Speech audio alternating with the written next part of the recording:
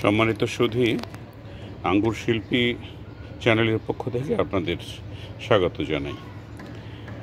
1998 অথবা 2000 সনের দিকে আমি একটি সাংস্কৃতিক দলের সাথে উজবেকিস্তান গিয়েছিলাম। সেখানেই প্রথম গাছ থেকে আঙ্গুর পেড়ে খেয়েছিলাম।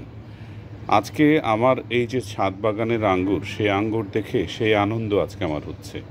সেই দিন যে আনন্দটা আমি উপভোগ করেছিলাম, দেখুন এটা বাইকনুর জাতের আঙ্গুর। একটি থোকাটা ছোট, গত বছর অনেক বড় থোকা হয়েছিল, আরও বড় থোকাও হয়েছে।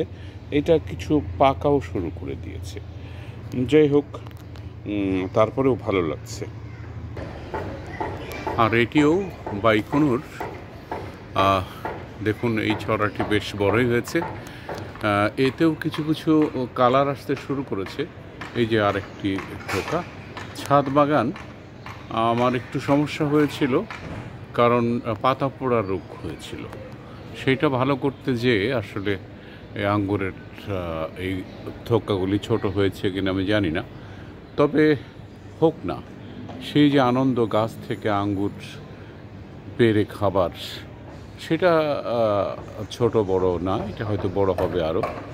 এই দেখুন অনেকগুলো থোকা এসছে আঙ্গুরের, ভালো ভালো থোকা।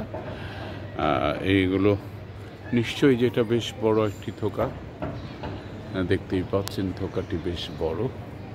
এই যে এখানে আরেকটি আসছে, এটিও দেখতে পাচ্ছেন।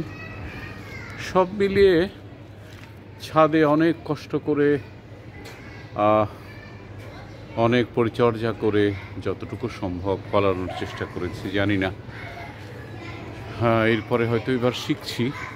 আর অনেকগুলো জাত আমি লাগিয়েছি, 18 থেকে 19টি জাত আছে আমার ছাদ বাগানে। সেগুলোতে সবগুলোতেই ফল ধরেছে কম বেশি। তো বাইকনুর যাত্রা পরীক্ষিত, বাইকনুর আসলে মিস হয় না। দেখুন অনেক ধরেছে।